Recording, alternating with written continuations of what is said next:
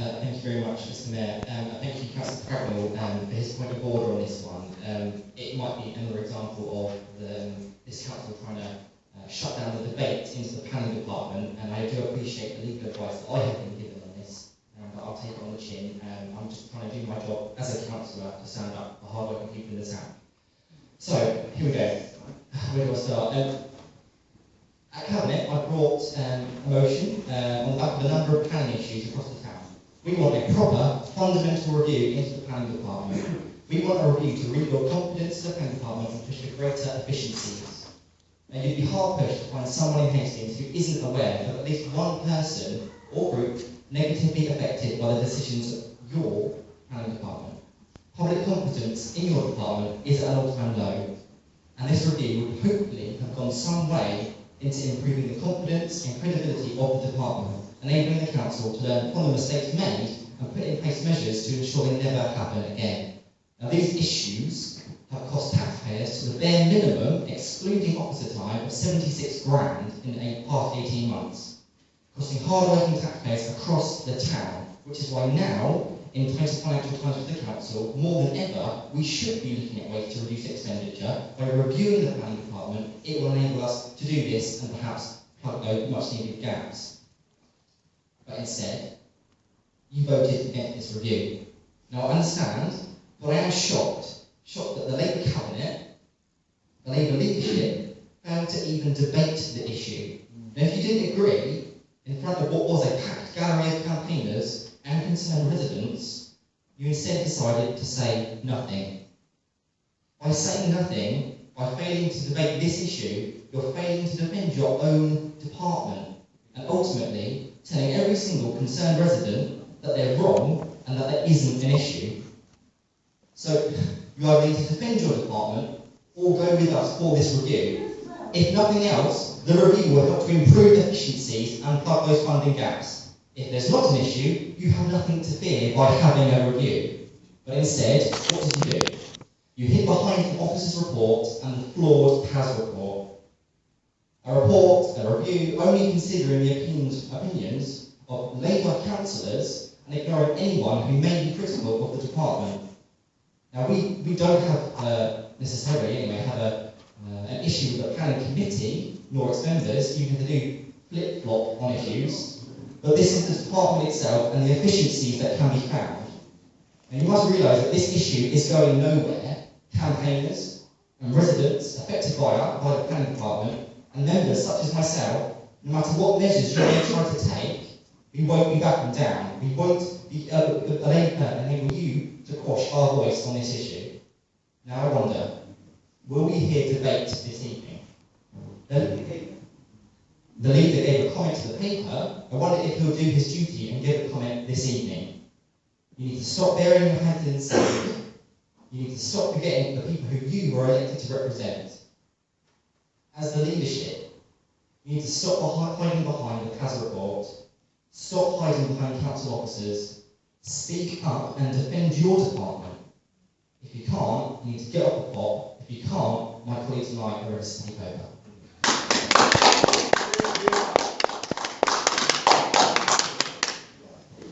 Thank you, Councillor. Councillor Street. Thank you, Mr. Mayor. Well, I'm very pleased this has been called this evening because, as Chair of the Planning Committee, there's quite a few things I'd like to say on this motion.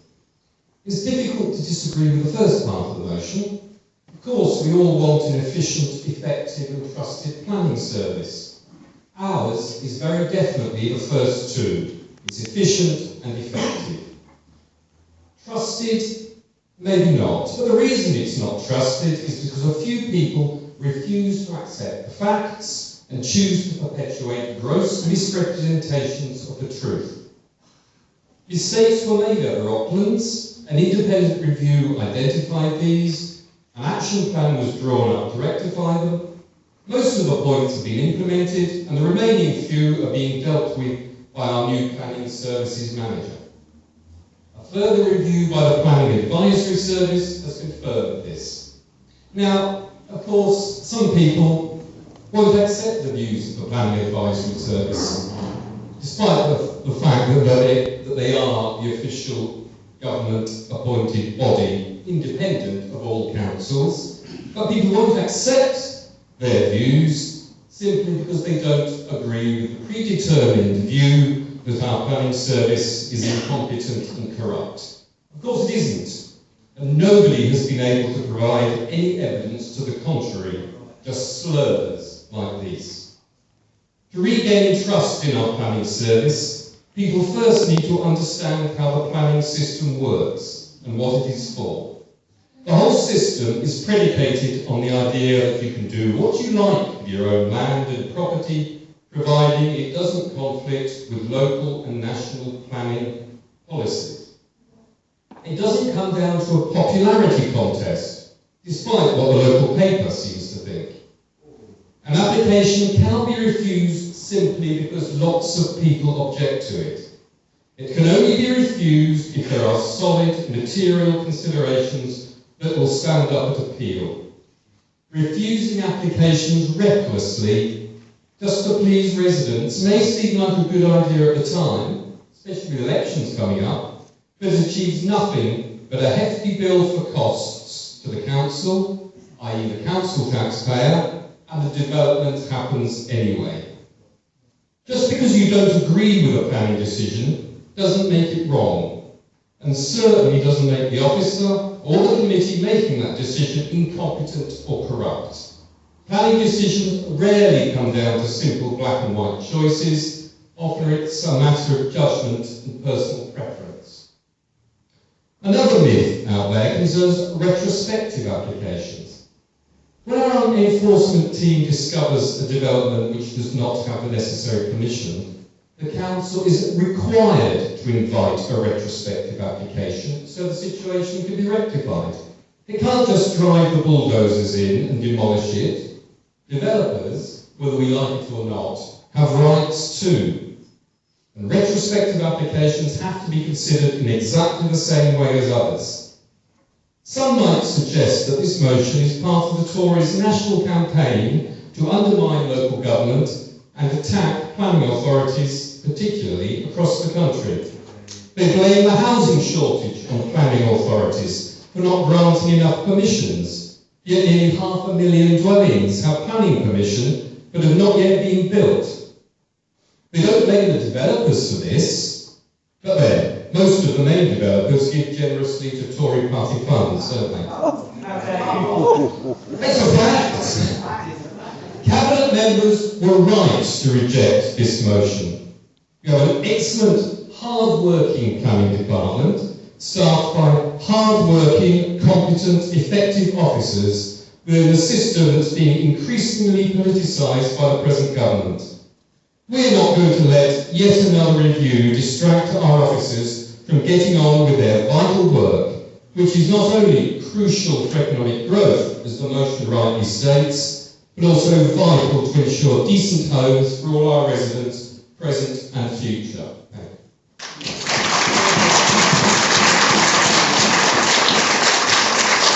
Thank you, Councillor. Councillor Blackmore.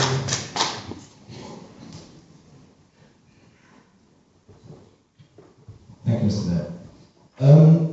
I find it hard to disagree with much of what Councillor Skeet has said. I've spent over half my time on this council on planning, and I know to my cost that you make decisions that are unpopular. It's part of planning. That's not, to my mind, what this is about. If I may go slightly more global, governments, councils, etc., run places by consent. This council has, for many years, had a good reputation for planning. I have high regard for our planning department. But the sad matter of the fact is that the public perception of the planning department is not what it should be. And I'm not talking about decisions made, but the way things are done.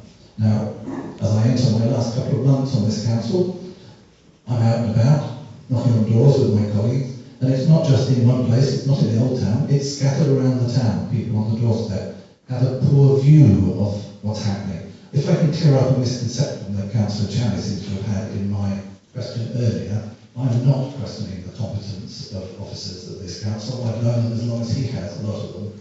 This is about perception. And perception, whilst not being all, is a great deal. And what we actually want is a planning system and a planning set up in the town that people have enormous confidence in. You're quite right. We have got huge planning applications on their way. There are great swathes of land that will cause lots of ructions all around the town with housing to be developed on them. And housing will be developed on them, I have no doubt. It's in the plan. It's the fact that it needs to be done correctly. It's got to be stuff that's of good quality. It's got to be taking into account proper consultation with people, actually answering consultation points rather than just filing them. Basically speaking, what we need is the people of this town to say, okay, I didn't like this 150 houses going here, but at least it's been done right and they've got the best that they can get, not fill the place with nice little boxes and what have you. It is to do with public perception. We're all public servants. Mr. Mayor, you're a public servant, you're the most visible one in town, you're the third most important person in Hastings after Her Majesty and the Lord Lieutenant. You're a public servant. I'm a public servant. The opposite of public servants. All the staff here are public servants. We're not their masters. We are their servants, and therefore we should act in a respectful way, and we should make sure that all the people out there, 85,000 people in Hastings, any of those who are interested in what happens here, have confidence in the way things are done. And I don't understand why you're not happy to have a proper review to see that that happens. Thank you, Chairman.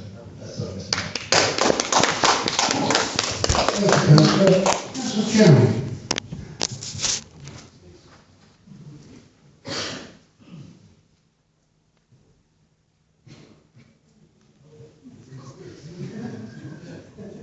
Thank you, Mr. Mayor. Yeah, I'm slightly puzzled and perplexed here because I don't disagree with really anything much of what Councillor Craigwell said.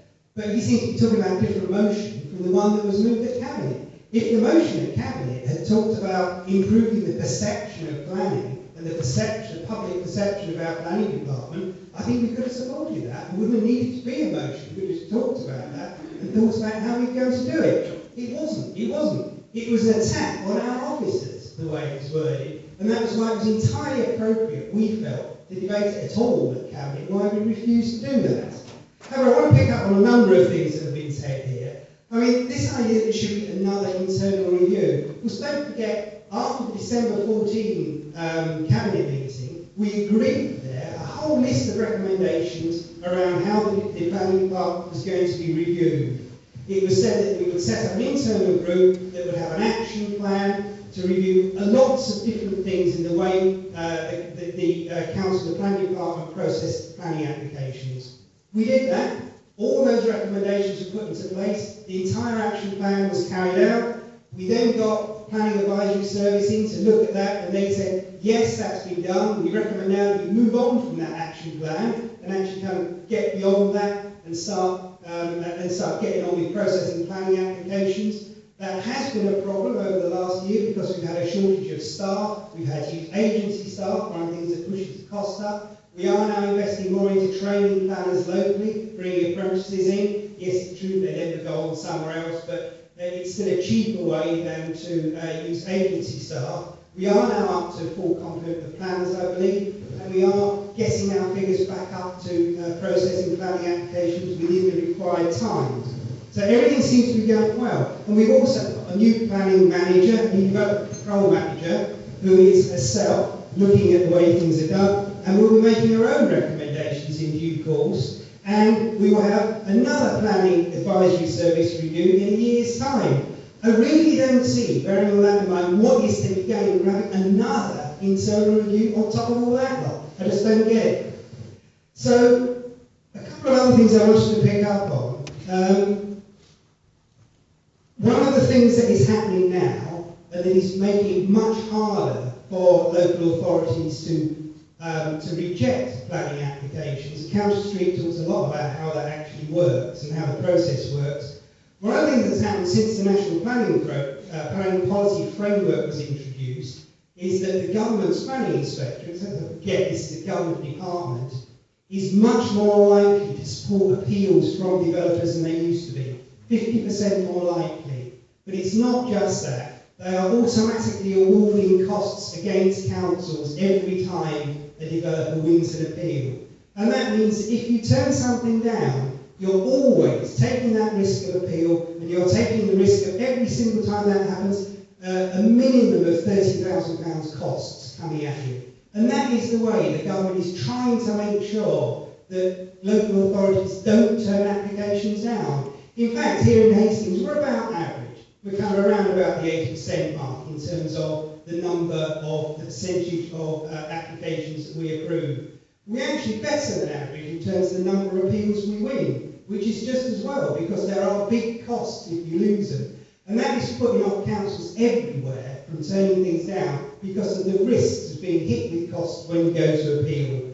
So, in terms of how much it all costs, I don't think that the costs that you talked about there aren't simply about the cost of bringing planning applications and dealing with inquiries about them and taking an appeal through. And there's also a risk that we lose it. Don't forget the Rocklands appeal has still got to be heard. There will be a public inquiry, and an increasing number of public inquiries are being won by the developers, by the applicants. So there's a big risk there, and there will be a big cost bill for us there if we lose that one. And this is just true throughout that. Planning is costing a lot more because of the cost of appeals. So, and I think overall there's just nothing to be gained from doing yet another internal review where we've done one, and we are still in effect proceeding with one via the kind of examination of the new development control manager, looking at all our procedures and policies, bringing forward our own recommendations from that, and having another PAS review in a year's time. But something also I think is slightly disturbing me, and that is the fact that when the Housing and Planning Bill was debated here in this council chamber, and we put forward a motion calling on the government to withdraw that, I think every single member over there spoke against that motion, said what a jolly good thing the Housing and Planning Bill was. Let's not forget that within that bill, there are proposals. I'll stop there. You'll have to hear from someone else what those proposals were. Thank you, Councillor. I just want to have that time. Councillor Turner, time is not working.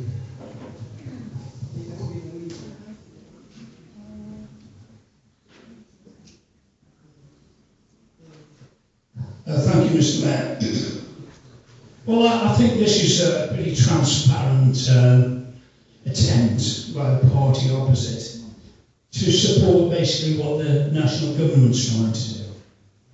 And I think it's just a backdoor attack on our planning department, because basically they want to support the government's policy to push through support developers and push through development without planning officers or councils having an opportunity to oppose it. Let's remember, it was the government that wanted to bring forward a policy to build extensions up to 10 or 12 metres without having planning permission.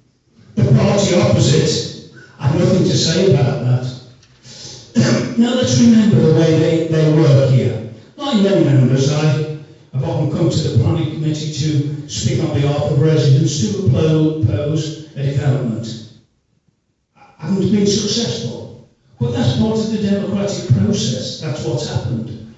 But what I find hypocritical about this is when certain members on the planning committee feel they're entitled to take the opinions they do, make one decision, support something, a planning decision, a recommendation by the officers, go away, talk to the press, talk to their constituency party, say, we don't agree with that.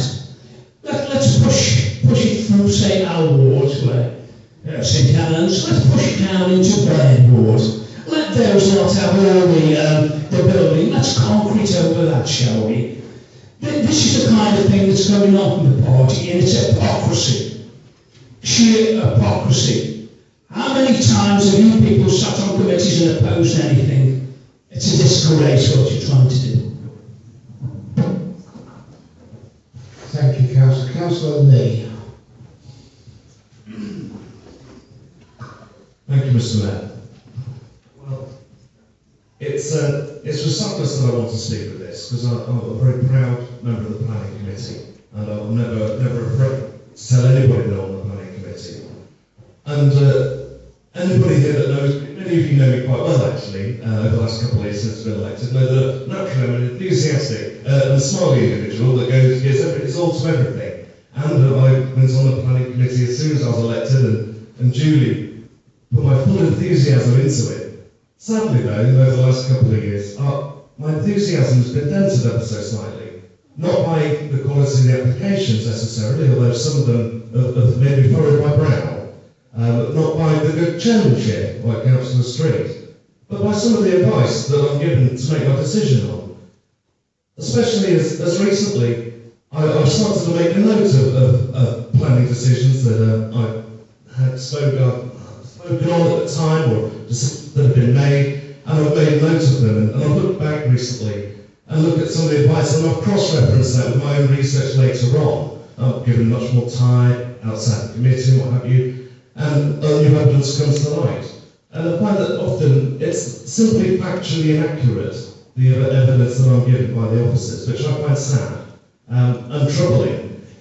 For example, what the member of the committee and myself both received evidence this week, which is contrary to something that we saw at the last committee. It was emailed to us, communications that had happened from our officers to an individual that we said that we were told didn't exist. Complaints had never happened. There we go. And yet, that's sadly not true. There simply was, it's inaccurate. And when things start to become inaccurate, mistakes are made, legal challenges happen, such as the Queensway Gateway road.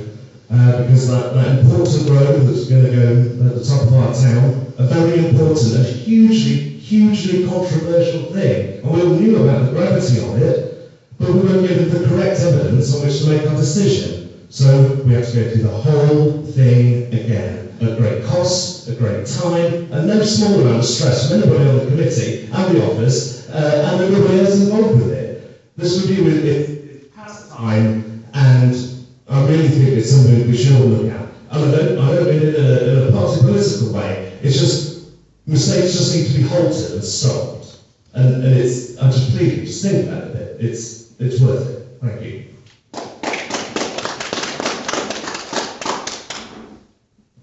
Thank you, Councillor. Councillor Clark.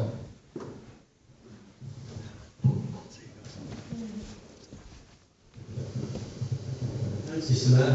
I suspect the horse has bolted by now, but everybody's well to live on this particular subject. But it seems to me that we talk about public perception, but the planning service and that it's not quite as it should be. It seems actually we all know this. At the overview to the committee last night, the services, we discussed the fact that the performance over the last few months and quarters has been very poor. It's now improving, so Councillor Towell is right. There's been a review taking place, and the review has led to responses, and the responses have been good.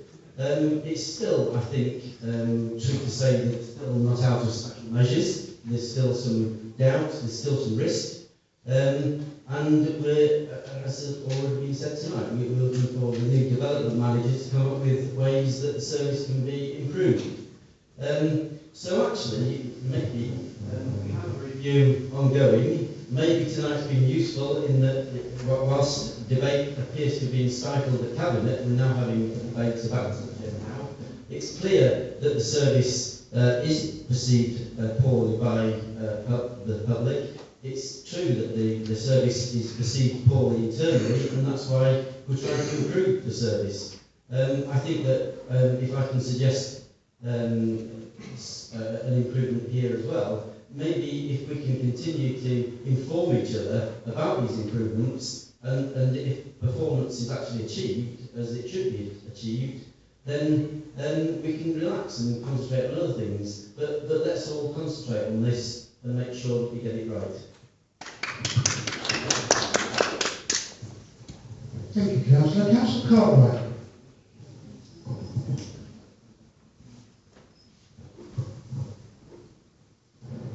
Thank you very much, Mr. Mayor. Now, for several years, I sat on the planning committee, and I learned then that whatever decision you make, there are going to be a great many people who are very unhappy.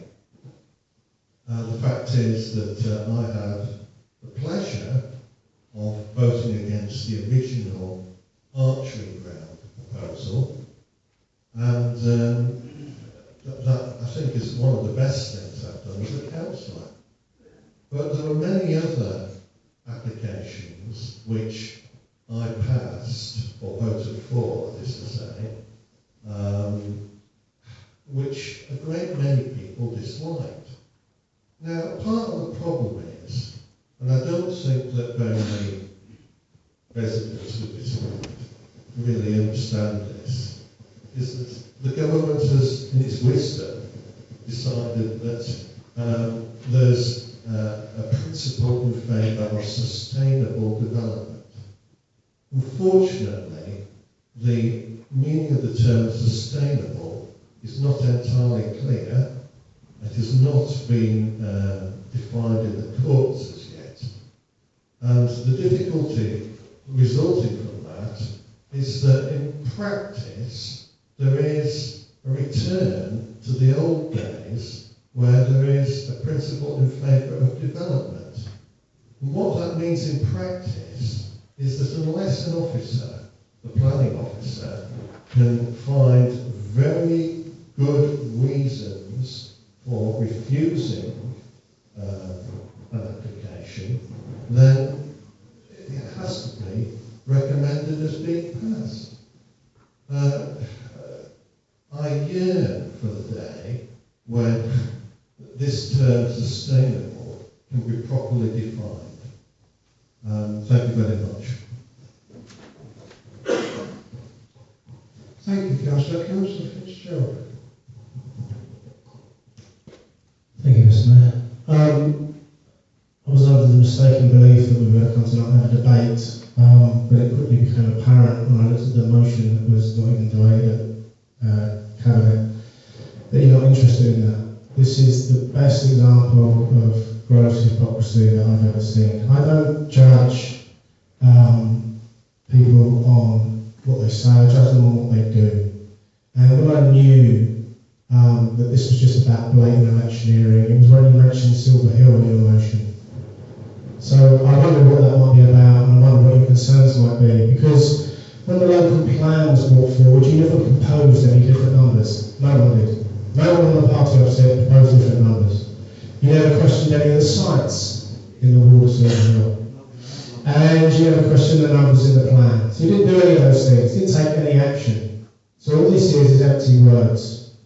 And I'll give you another example, a really salient example from recent history. We had a planning application come forward for our terrace in Silver Hill, which I objected to strongly. There are 3 members of the planning committee opposite. All you had to do, you said in the meeting, you said you didn't agree with that proposal. All you had to do was plan a motion for refusal to get that debated. You couldn't even summon that up.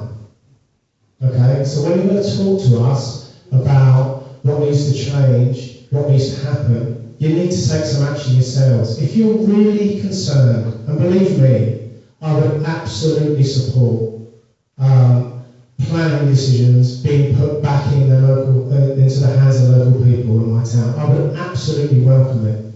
But one of the things that's so hard about that is the fact that the presumption is always in favour of development. Now, if you really care about the residents of our town, why don't you lobby the government about that? Why don't you try and get that changed? When we came into this chamber and we had a debate about the housing and planning bill, instead of telling us that we were wrong, instead of shouting us down, okay, and voting against that motion, right, why didn't you support it? Why don't you lobby the government? Why don't you make sure that the government knows it's not okay to bypass their local council and have fucking going on in country parks? Okay? If you really care about changing the town and giving power back to residents, then the first step you need to take is to hold your government to account and get planning law changed. That's what needs to happen.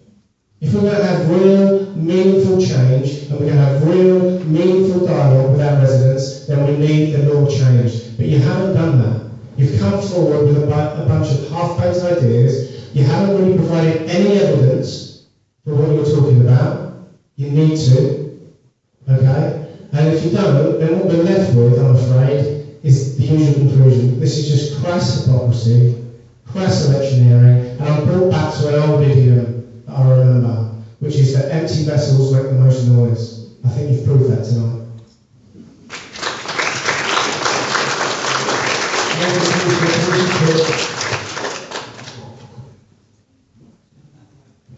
Thank you, Mr. Mayor. And finally, we got the debate we wanted. So thank you to members of thank you to the backbench members of the opposite for having the guts to do not what their cabinet would do on the night. I do want to take issue with something Councillor Chairman says. He said the motion in some way was disrespectful to officers. Well, that was certainly not our intention. And I think when you actually read through that motion, there is nothing in any way that could be taken as derogatory against officers. So let me just read it out. It read, the Cabinet recognises that providing an efficient, effective and trusted planning service is crucial for economic growth. Nothing offensive there. A lack of which risks damaging relations with residents, business and future investors. Sorry, still not seeing it. Cabinet therefore requests that the Environmental and Planning and the Financial Services and Revenue Departments work together to establish a fundamental review of how the planning service is provided. Now, I know if you watch Yes Minister, you sometimes see departments not liking to work together, but that's a comedy. I don't think it's in the real world, so I still don't see where it's in any way disrespectful. And looking at all potential options for its future management. Sorry, I'm not seeing the disrespectfulness. In regards to Silver Hill, I'll be honest with you, yes, you're right, we were canvassing in your area, and it was residents in your area who were very upset with that planning decision, and that was why it was brought up. In Ashdown, where we were the weekend after, it was actually to do with the Queensway Gateway, the turning down of the fact that it was had to go to judicial review, and we hadn't provided the right evidence. That caused a delay. That had a direct impact on people's lives, because the link road was finished before we even began the Queensway Gateway, and that is causing traffic on the ridge, and that is a direct result of mistakes that were made by our planning department. Ecclesbourne Glen, I don't think there's any doubt about it. I think it's even been accepted that mistakes were made there and that you want to put them right. But what it really comes down to, and what the big issue here is trust. That's what we're talking about. We're actually saying,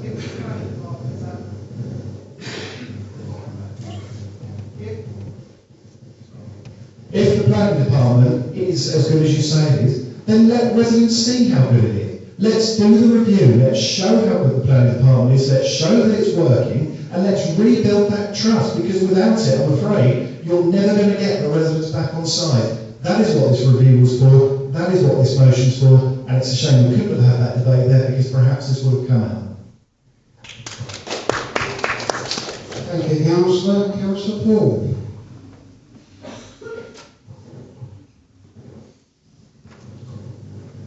Thank you, Mr. Mayor.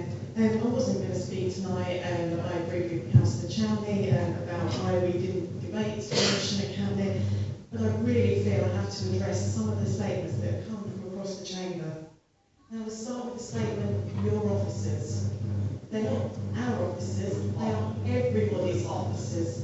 Everybody in this chamber is part of the council, and council officers and the departments are just as much yours as they are ours, and they work for all of us. Now, if you don't understand that context, even so, it's not my department, it is our council. Right, can you stop interrupting me, please? Thank you, I hope you take the time off for that. So, that's why I'm standing here, pointing that out to you.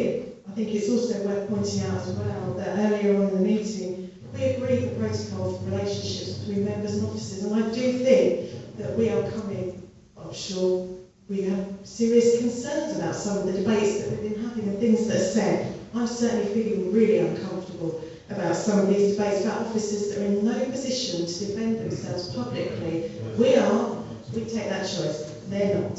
So, coming back to that with our officers, the way that we all hold everybody to account, particularly the backbenchers, is through scrutiny. Now, you talked about scrutiny and planning last night.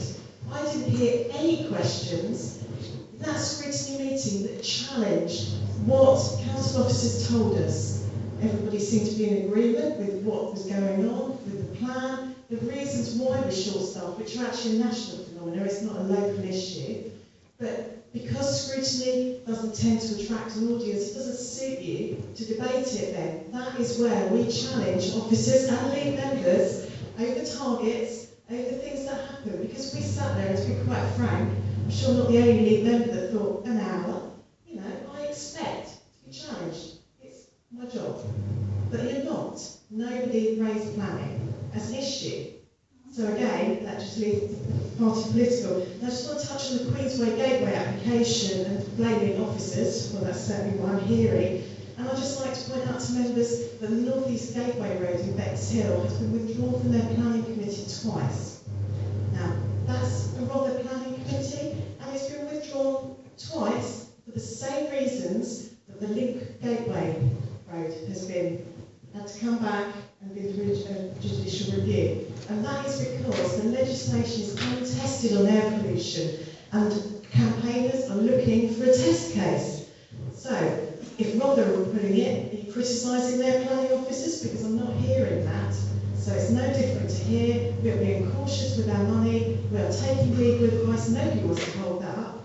I mean, I declare a person of interest. Actually, I remember a sea change director. We need that road to be built. There's no two ways about it. So let's look at the actual facts and not, as everybody else has said, just play politics.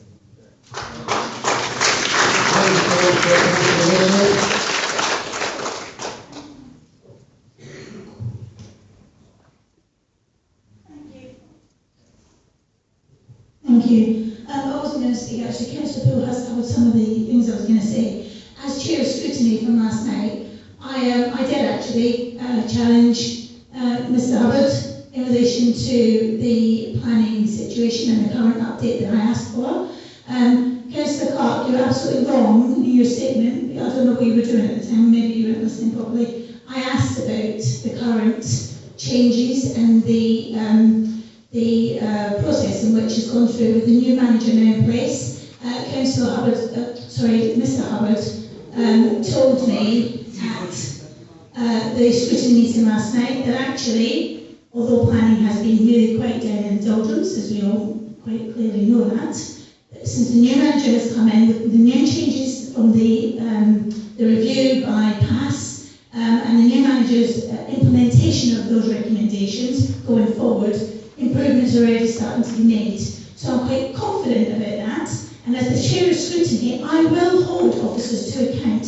And I think that Councillor Atkins needs to really be aware of the terminology that he's using. You are a councillor of this borough council. You're not just a councillor for your ward. That means you have to take on board that you are also part of the planning process implementation in this council. So when we are making policies, turn up to your meetings, have a say, turn up to scrutiny meetings, come and challenge what's going on, and make the changes in the policy and recommendations that you want to make. I know a lot of your members do, but Councillor Clark never said anything last night about the planning and what was going on there. You were silent on that. You had the opportunity to ask those questions and you didn't. Scrutiny is the place to do that, and as chair of scrutiny, I will ensure that we are still challenging our cabinet members, regardless of our party politics, because it's my job to do that. It is our whole council, and we have to make sure that the whole council works. It is not our place to make personal attacks on any officers, whether they're senior officers or planning officers. And I think if we have an issue with a particular officer not doing their job properly, then we take it through the appropriate channels, which is through their management and the internal complaints procedure. Thank you. Thank you, Councillor Howard.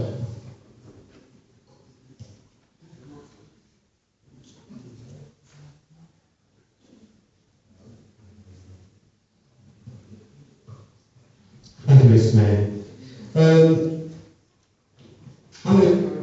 In a sense, something that Councillor Chaney, I think, was going to say, because it sounded like it was, so I think as he started talking about government legislation. One of the things that hasn't been mentioned so far in detail is the fact that the current government's housing and planning bill, something like 2 o'clock in the morning, I believe it was, they tried to sneak through and clause in it, privatising, in effect, privatising planning out to developers can actually appoint their own planning consultants. No consultation, nothing to do with the public. They're sneaking it through as part of a rotten act, which we've already criticised previously, and it's part of the privatisation of local government and public services. Now, Conservatives have mentioned a number of times about campaigners, such as their husband Glenn and no doubt others. Well, what they'll feel when they hear, when it becomes real public knowledge, that this is what the government are trying to do, privatise the whole planning process. Wonder what they'll feel when they're told that it's been given to private consultants to decide on planning applications. We won't be having this discussion anymore, will we? Because they won't be in our orbit, will it? We won't actually, as local elected councillors, whether it's planning or school or whatever, nor will the public actually be able to have a say at all on planning applications.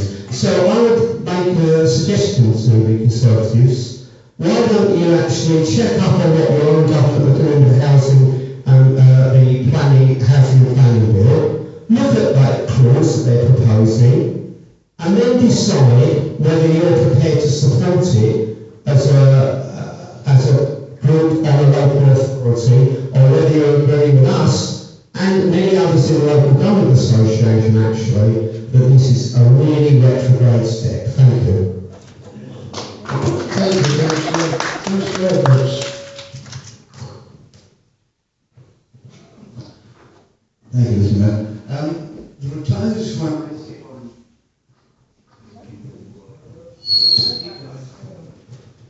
The retirement city on the planning committee, I feel somewhat depressed. The retirement fund I sit on the planning committee, and I feel somewhat depressed. As the chairman of planning has already outlined, we are presented with an agenda with recommendations from the officers, perfectly legitimate recommendations, and the indication clearly is that if we vote against it, we are going to incur costs on behalf of the council. Now, in that situation, you really have to ask, why have a committee at all? The officers are doing the job for us. We don't need the officers. And we heard from about the Alma Terrace application. I actually voted against it. I didn't like it. Now, had I known Councillor Fitzgerald was also going to turn up and speak against it, and if he had presented me with a motion on planning grounds for refusing it, I would happily have presented it to the committee. But it's not, no, we are not allowed to have a preconceived idea before we committee. Now, please. This is the situation. We're not allowed to have a preconceived idea. We have to turn up to the committee, listen to the debate, and then make our minds up. And so our hands are tied. There's another case I'd like to bring to the attention of the council, and that is Homehurst and Mary. We are currently engaging in spending £650,000 to refurbish a ruined statue. Now, we are in, I see the chairman shaking his head. That is precisely the Rolling Six agreement that's been negotiated with Foreman. I personally think that's a complete misuse of funds for refurbishment. It is a statue of national importance, and we should seek funds.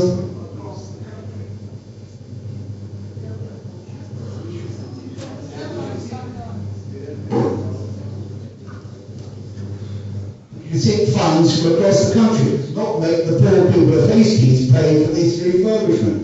This is what we approved for the application for for the listed building consent to refurbish the statue has gone through, went through in December. It's all there in black and white, unless something has happened since we had our planning meeting, because we had a planning meeting which approved the construction of 208 houses on a site that the development management plan indicated 165 houses should be built. So already I didn't make that application in the first place. But why we now have to refurbish this statue is beyond me.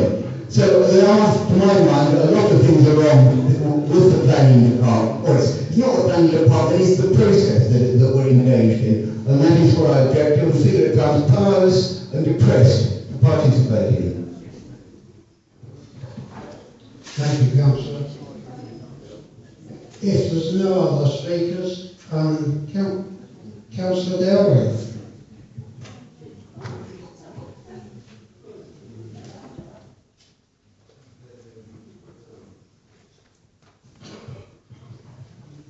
Thank you, Mr. Mayor. Can I just make the point that actually it's the developer that pays for the restoration of Homehurst St Mary's statue? Thank you.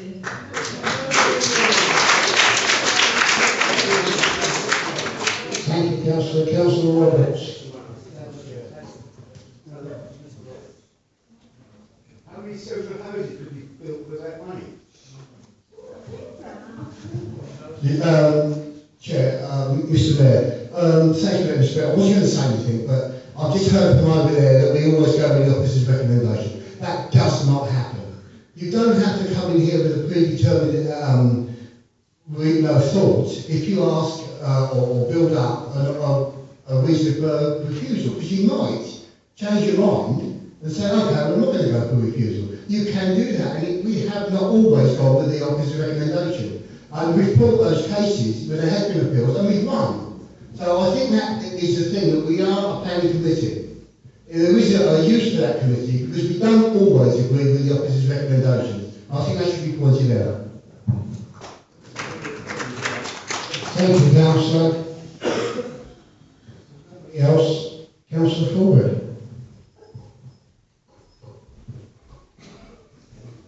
Thanks, Mr. Mayor, and thanks to everyone who's chosen to speak on this item. This was actually a motion that came to Cabinet, was defeated. Just to remind people that we've just been talking about it was defeated at Cabinet. I'm not going to make all of the points that have been made so well, by all actually of my Labour colleagues, but particularly by Councillor Street and by Councillor Chowning, when they're talking about the process and the reason why this motion was defeated. But I will just say a couple of things, just to reiterate. We've got a new development manager who's undertaking her own review of our service, as one would expect of the new person in post.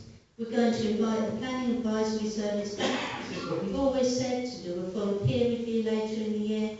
There's no need for a review of the kind that was proposed in the motion, that's why it was defeated.